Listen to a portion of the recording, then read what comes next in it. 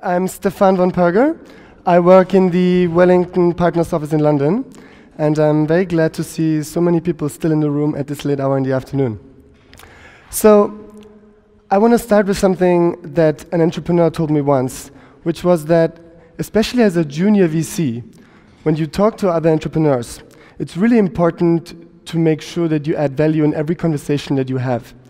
So what I'm going to try to do today is not just talk about Wellington Partners, but also share some of the insights that I gained in the last couple of months working at Wellington Partners and seeing lots of pitches go through my email inbox. So first about Wellington Partners, we are a pan-European VC. We have offices in Munich, in London, and in Palo Alto. We have been around for quite a while. So we started investing in 1998 from the Munich office in Germany. We've done over 120 deals since in a variety of things. Initially, we had a life sciences and a technology fund as one combined fund. And in 2004, we decided to split the two. So now we have a life sciences team in Munich and a technology team working out of London. The latest fund that we're investing from, fund number 5, is targeting early stage technology.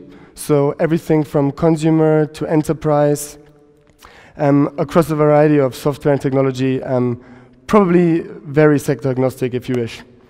Now, the geographies that we're focusing on at the moment is particularly Germany, UK, and the Nordics. And that has to do with the companies that we're really proud of in our portfolio. The biggest one at the moment is probably Spotify.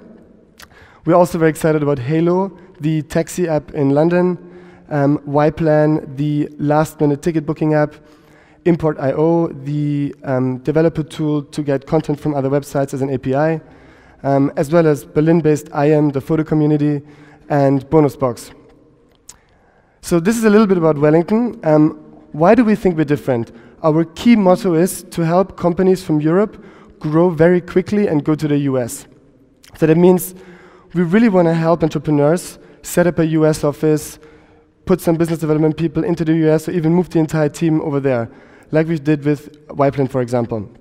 And why do we think we're good at that is, for example, one of our partners, Eric Archambault, he spent, I think, over 20 years in Silicon Valley. He built 3 businesses, all backed by Sequoia, had, I think, 2 exits over $500 million. So he really knows how it's done. And I think combining his network with the other partners and our venture partner network, we can really help you go to the US and leverage that huge domestic market, the ability to access later stage funding with the enormous amount of venture capital over there, as well as obviously being close to the acquirers that you may one day end up selling your company to. So this is Wellington Partners. Now, what have I learned since I joined? I see a lot of decks every day and I meet a lot of people. And the things that I'm looking for most when I do sort of the first check is for team, for product, and a big market, as well as traction.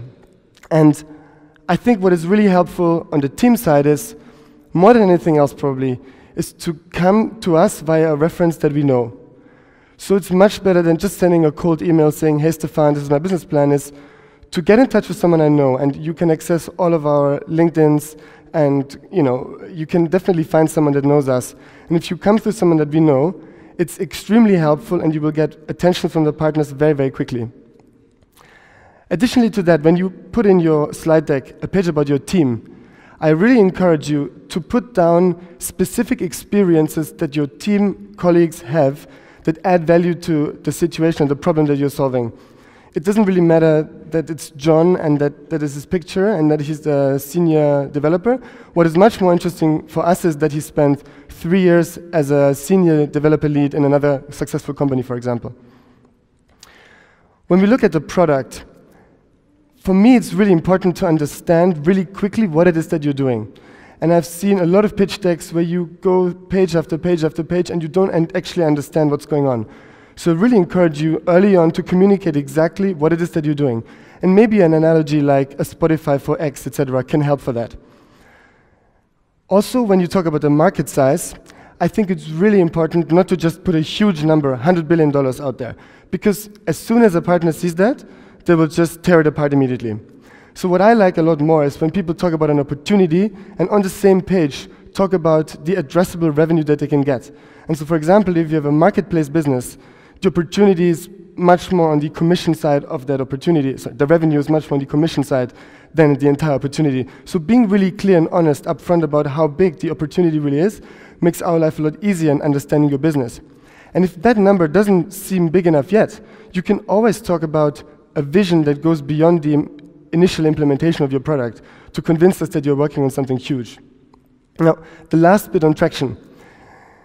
I'm sure many of you have heard from the VCs that there isn't enough traction and that they want to see more traction before they can invest, etc.